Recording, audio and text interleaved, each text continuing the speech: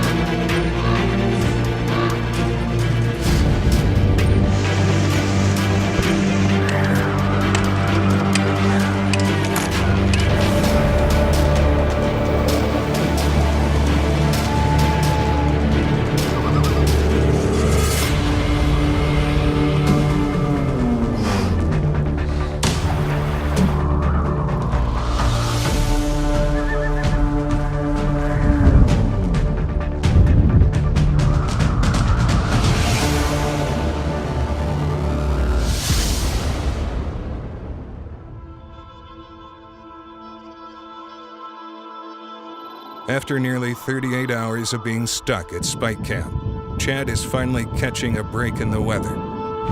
Well, this spot's not working out. We're not seeing anything around here. More than likely, all the game moved down into the timber. We're gonna tear up our camp, move down the ridge here further down into the saddle, closer to the timber. We saw a bunch of goats over there, so more than likely they dumped down and they'll move their way back up.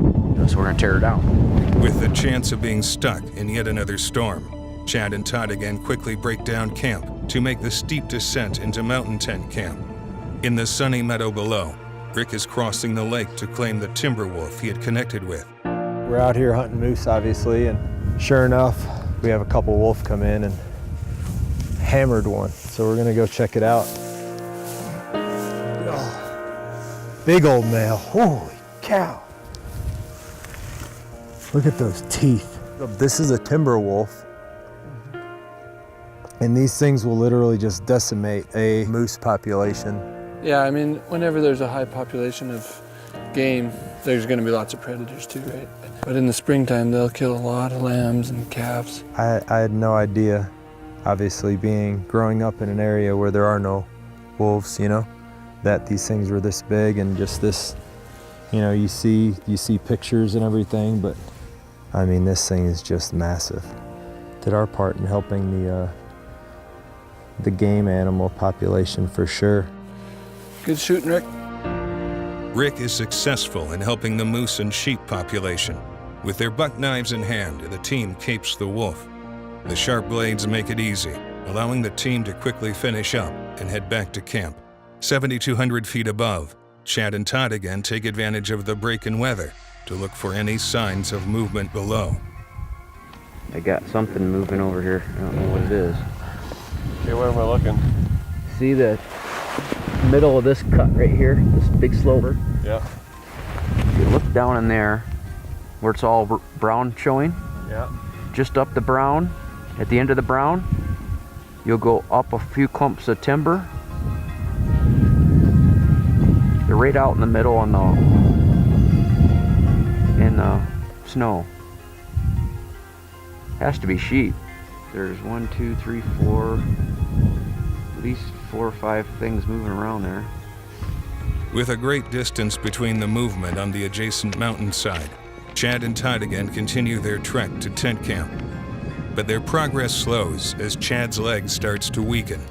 The slippery shale and cancer-scarred leg force Chad to rest for a moment.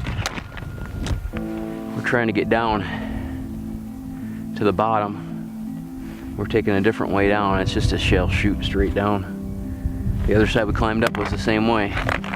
We thought this one might be better, but it's not looking that way. And it's just really hard for me with my leg, because I don't have much power in that left leg from all the surgeries and muscle that's gone. So it's not, one, it's not coordinated, and two, it's just hard to go certain ways, get your leg bent and get your footing, kick yourself, your heel in. So This is not an ideal situation. After numerous surgeries to remove the cancer in Chad's leg, he was left with a fraction of the mobility and strength. Nonetheless, Chad continues to struggle and fight through the pain and weakness. With ominous weather pushing in and food rations low, the crew continues to push towards camp. This segment has been brought to you by Buck Knives, Edge of a Legend. So I'd encourage everybody to go on the Gunworks site, and they have a rifle builder tool on there where you can go in and build your own rifle and customize it how you like it. The different options, different colors. You know, you can add the bipod, you can add the rangefinders, you can buy the whole package at once. But the big thing is you can go on there and completely build the rifle just like you like it. This just so happens to be the one that I like. It's kind of their Mountain X version. It's a magnet stock, fluted barrel in the 7 LRM, which is the Gunworks cartridge. Gunworks, 1,000 yards out of the box. After a difficult and dangerous trek down the mountain, Chad has finally made it to tent camp. We've been hiking since 7 o'clock this morning? 8 o'clock this morning? 8? It's probably what, 4 now? 5? That's a long time. I'm sore, tired, wet. My knee hurts, and no sheep. But we're gonna have a good meal, dry our clothes out, and try her again tomorrow. The exhausting day of hiking has come to an end, and the crew is ready to rest before they head back up the mountain to look for sheep. Looks like we got another day that looks like the last. Hopefully we can catch something moving along the edge of the timber and make a game plan to go get them. Yeah, let's hope so. I guess we'll head up there and see if we can make the best of it. Chad and Todd again are setting out for another day of hunting. By the lake below, the guides prepare the horses for a trek to a neighboring meadow. They will be riding almost all day to get to their campsite, where they will hunt for the next few days. But midway through the ride, Rick starts feeling sick and must lay down to rest. Back at our main base camp. We're hunting out of there. More than likely the moose that we had seen there in the past were probably moved out, so we made a trek. We saddled up the horses, packed them up. We're making our way towards an area where there's another lake down here and a bunch of meadows, so we're gonna sit here for a little bit, do some calling down by the lake. Just have a little reprieve from getting off those horses when you're not used to riding and you're going up and down these mountains. It takes a toll on you. The cancer inside of Rick's body is taking a toll on him, and he is forced to lay down and rest while Logan calls for moose. Several thousand feet above, Chad has reached the mountaintop and is searching the timber below for sheep. We're over here watching some grizzlies. Dodigan just run right over the edge here. He come running back with his face right. I thought he was choking on a piece of candy. He thought he had something wrong with him. But he saw a ram over the edge here. So we're gonna walk over here and take a peek, see if he's legal or if there's anything else with him.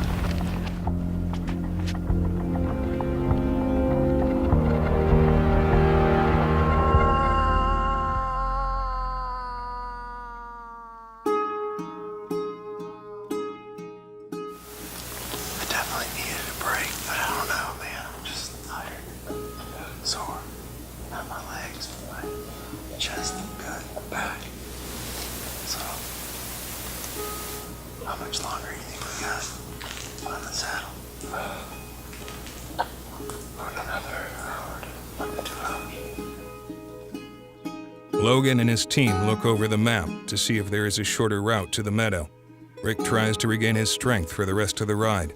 Meanwhile, Chad is closing the distance on a lone stone sheep. We got a young ram right below us.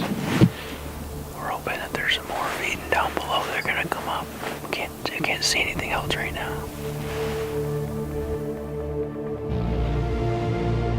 So this young ram's just fed around the corner here. I'm just gonna head up to this rock and see if we can find any more rams that are on the other side. Chances are he's with some more, so we're gonna go take a look. Todd again has inched his way to the edge of the overhang to look at the ram. He tries to determine if the ram is alone or if there are any others nearby. Right now it looks like it's just a single ram. But that's a good sign. Means after the storm they'll start to come back to this hillside here, so we'll just sit tight for the rest of the day, see if anything else shows up. The storms have passed, and the sun is hitting the snow-covered mountains. Todigan and Chad will spend the rest of the day watching and waiting. If any sheep come their way, the crew will be ready.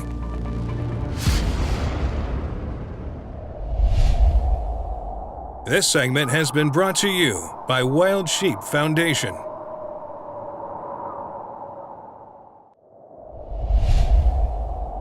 This segment is brought to you by Gunworks, 1,000 yards out of the box. The weather is clear, and the mountains hold promise as the sun rises in British Columbia. We woke up this morning, there was a ram up on the mountain, probably the one we saw yesterday. And then the grizzly bear sow with 3 cubs that we saw way over there was over here feeding. And we just watched them feed up the face here and run right into that ram. Neither of them knew that each other were there. The bear still never even seen the ram seen them and then took off running. We thought they were gonna the mama bear was gonna put a chase on after this ram, but it didn't happen. Still cool to see though. One of the neatest things I've ever seen in my life. I'll be talking about this for years. Sow with 3 cubs and only about 40 yards away from a ram. She didn't even know he was there. Yeah. Well, luckily that was the only ram up there, and we didn't wake up to the ones we need to go after. She chased them all off. Yeah, no doubt.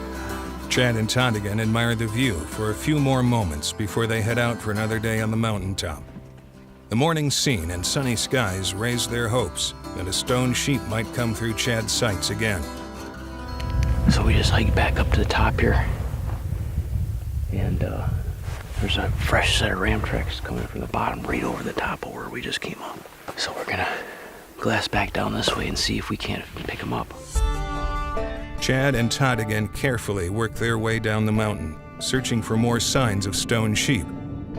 Down below, Rick takes one final look through the binos before setting up camp after a rigorous 2-day journey to another meadow. The last few days have tested Rick's body to its limit, and he must get his rest if he is to be ready for tomorrow's hunt. As the smoke rises into the night sky, everyone is hopeful that tomorrow will bring new opportunities and a change in luck. But a new day only brings new challenges for Chad and Todigan.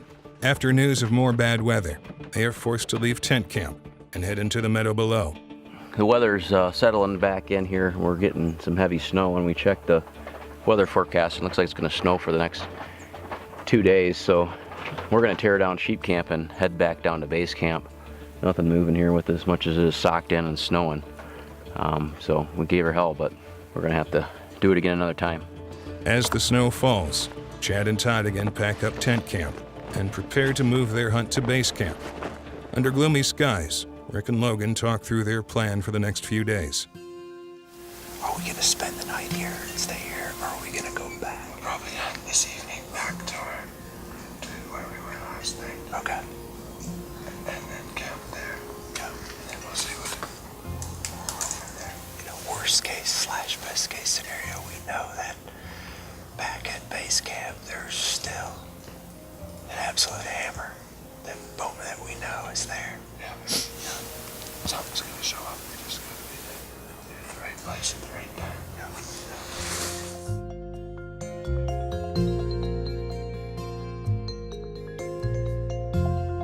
We're gonna go moose hunting. Moose will be visible down low. We got low visibility.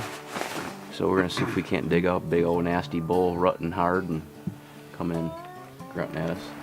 Chad and Todigan ride an hour and a half to a nearby lake to begin their hunt for moose.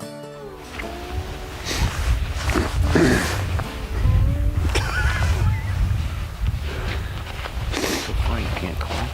This camera in my face. Calling some moose in, hopefully.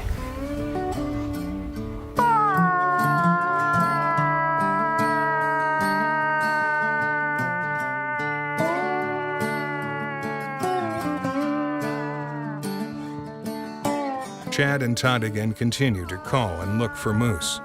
An hour-and-a-half horseback ride away, Logan and Rick are using the same tactics in search of their own moose.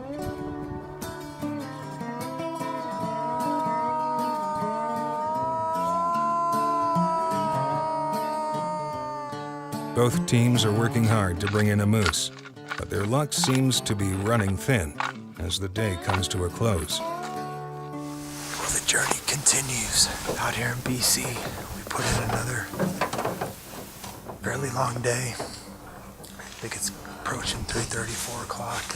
Like we have about a day and a half of hunting left. And as we say, it's about the journey, not about the finish. And we've had one heck of a journey thus far, and hopefully we're blessed with a couple more good days of fellowship and another day and a half of good weather and good hunts, and hopefully get into a moose. But don't move right there.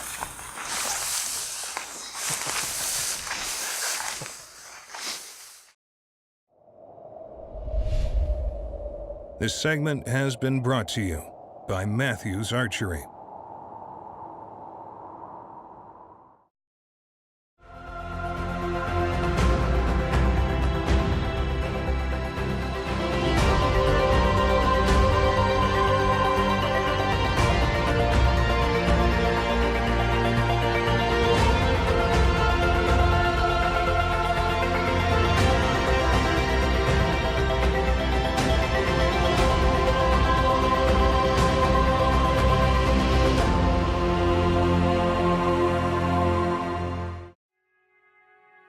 It is the final day of hunting, and Rick and Chad are anxious to get out and experience one last day in the backcountry of British Columbia. Another day, another opportunity here. Just been a tough few days, not only weather, but health-wise, and each day's a blessing and each day's a gift, and just gotta adapt like any other type of hunting or any other situation in life. You have to adapt and just try to make the best out of each and every moment. So that's what we're gonna do. So let's get after it. Rick will cross the lake one final time and hunt the meadow he found his bull in on day one. Chad will strike out on horseback in hopes of finding a bear along the river. It's the last day. It's snowing like crazy. She's snowing. You just can't get a weather break. Just can't get a break. But hopefully we can find a moose today. Maybe a bear. And go down to that creek. Yep, we're gonna go check out the fish creek where the kokanee are spawning. The bears have been feeding there regularly, so maybe grizzly will wander through. It's also big willow flats there, so hopefully there's a moose around. Let's give her a try.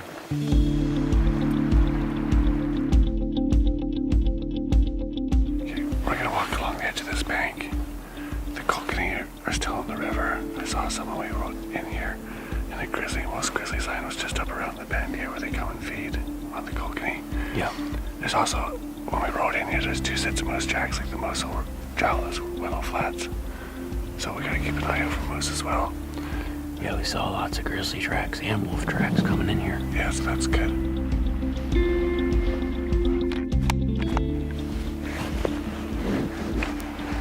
Just in case, there's one right down there. Gotta be ready. We just walked up on this bear path. There's some fresh scat right here. I see some kokanee down in the water right down here too. Walk along these top ridge of the creek, looking down to see where they can find some fish.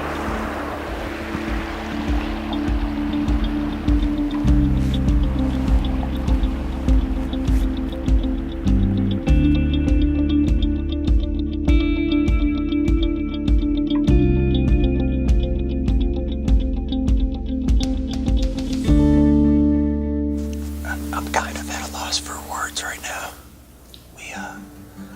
We've put in the time. You know, we've put in the effort. We've logged the hours. We've logged the time in the binoculars. Our guides, cameramen, everybody. Total team effort, you know, and we early in our trip, we were blessed with a beautiful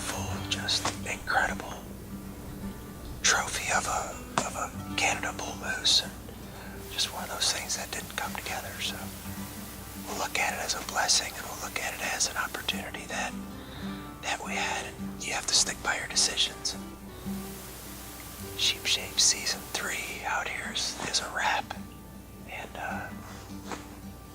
it's something that we're gonna have to say goodbye to British Columbia with just some great memories. The Sheep Shape crew is wrapping up their BC trip, and while the outcome is not what they had hoped for, they leave the mountains, meadows, and lakes with all the once-in-a-lifetime memories and moments that happened along the way. Oh,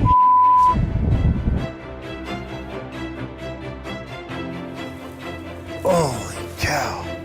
Both Chad and Rick encountered times of struggle, and both of them succeeded in overcoming those struggles and staying the course. we're trying to get down, and it's just really hard for me with my leg. I definitely needed a break, but I don't know, man. I'm just tired. For the Sheep Shape crew, the hunt is about more than filling tags and getting trophies. The hunt is about adventure, teamwork, and the determination that we all must find to overcome life's obstacles and face our struggles with dignity, strength, and endurance. The hunt in BC may be over, but the Sheep Shape adventure continues. Next week on Sheep Shape, Patrick Scroggin prepares for a once-in-a-lifetime Rocky Mountain Bighorn sheep hunt. But before heading to the backcountry, he heads to the Gunworks facility to get a hands-on tour and dial his rifle in at 1,000 yards. A new hunt begins on Sheep Shape.